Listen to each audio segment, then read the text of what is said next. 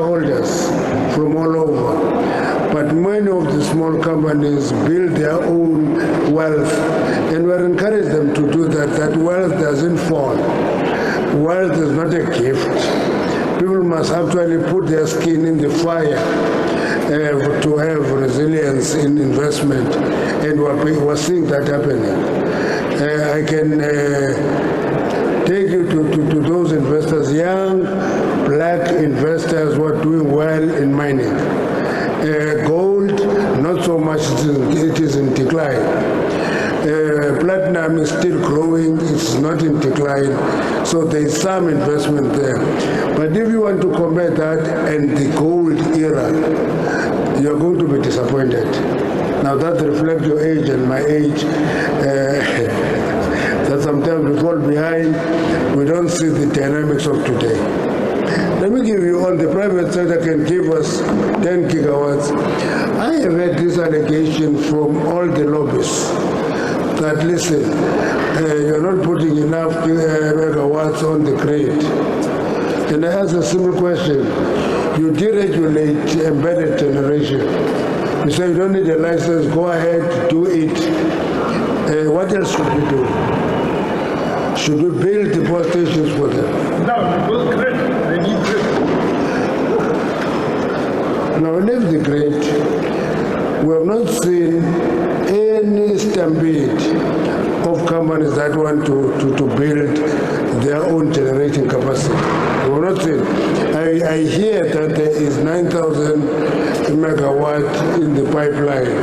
Now, the problem with the pipeline is that it's something that you can't put your hand on. Want to see them coming through. Grid is a problem in ESCO. Grid is a problem in ESCO. In December, we released bid window 5, where we could only announce 1,000 megawatts.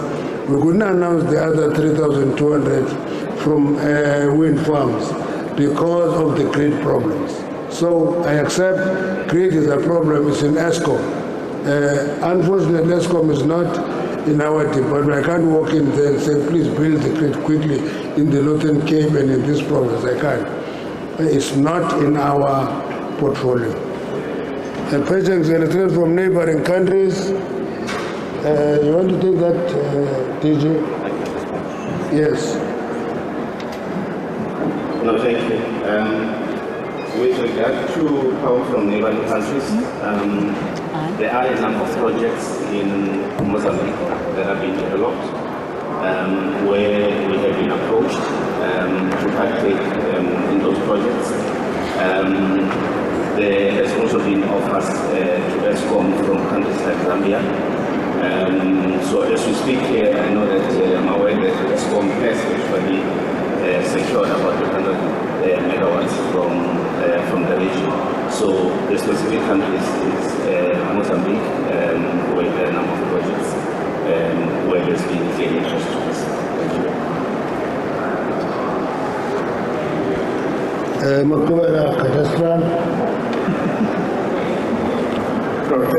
very much. On the cadastral, the procurement process is underway. We've handed all the documents as the department to CETA, and I believe that in a very short space of time they will be going out to market. We've given them what we believe is the correct timeline, because we've committed to a timeline which is quite short, and we expect them to meet that timeline.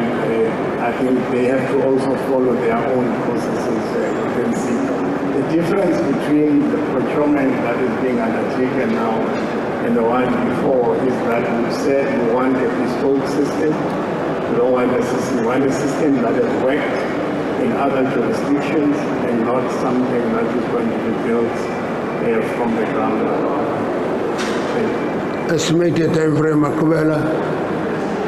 Not short term, estimated time frames? Estimated time frame, we expect CETA to go out to the market before the end of this month.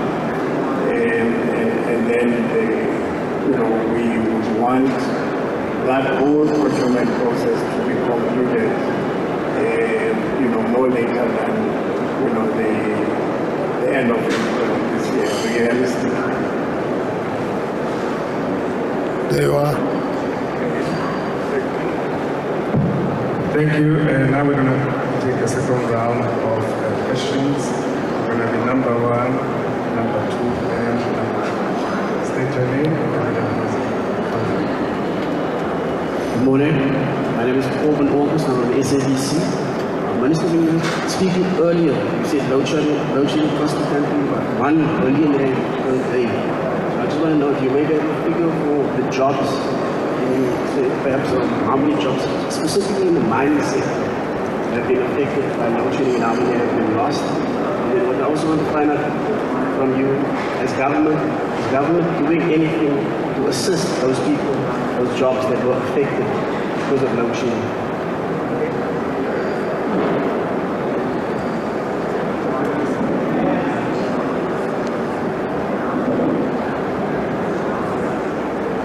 Hilary Jolly from Business Day. I just wanted to follow up on the question about the cadastral system.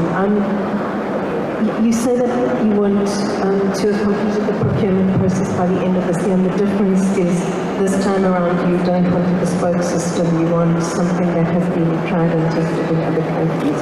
Have you imposed any additional conditions? Does it have to meet localization requirements, black empowerment requirements, any other particular requirements, or are you just going on to look for the best system? That's my one question. But the other is, could you give us an update on the backlog in licenses, both mining licenses and exploration licenses? I seem to remember a figure from a year ago, several thousand, and I wonder if you could give us the most up-to-date figure. If it's come down, what has accounted for your success? What are your targets in terms of licensing? Thanks very much.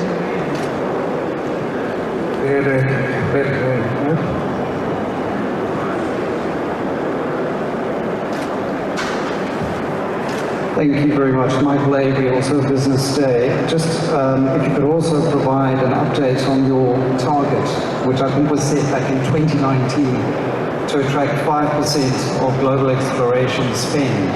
Last year, I think it was at about 0.7, and what you're tracking at now, whether or not you even measure this. Thank you. Thank you. Minister and the panel, your responses.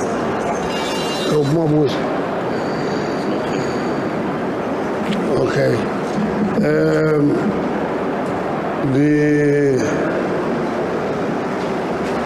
jobs lost on load shedding.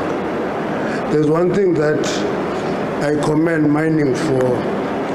We didn't throw people away during the lockdown. We started to be very innovative. We allowed coal mining to produce at full capacity at level 5, and we allowed open cast to produce at full capacity at level 4, and we allowed mining to produce at full capacity at level 3. That made mining to lead the reconstruction and recovery of the economy. That's why when the fiscus was in crisis, it was mining that saved the fiscus. So we have not received any report of a rush of retrenchments because of load shedding. We are not getting that. That's why I cited the example of coal fields, that coal fields took the advantage of generating their own additional energy when the industry was declining 9% year on year. Coal fields grew 10%, and therefore we're seeing a number of mining companies beginning to follow the coal fields example.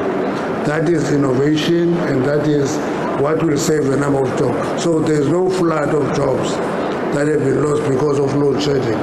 Therefore, the next question falls off. Cadastral, thank you, Honorable Minister. I think on the cadastral system procurement, we need to be very careful that we don't do procurement in the media space, as it were. So I cannot be very specific about what the requirements are until SICA has gone out to market. But what we can indicate is that they are the standard procurement requirements of government, one. But as I said earlier, we want a system that has been implemented in other jurisdictions. I think that should give comfort enough. On the backlog, I think we have made strides. We've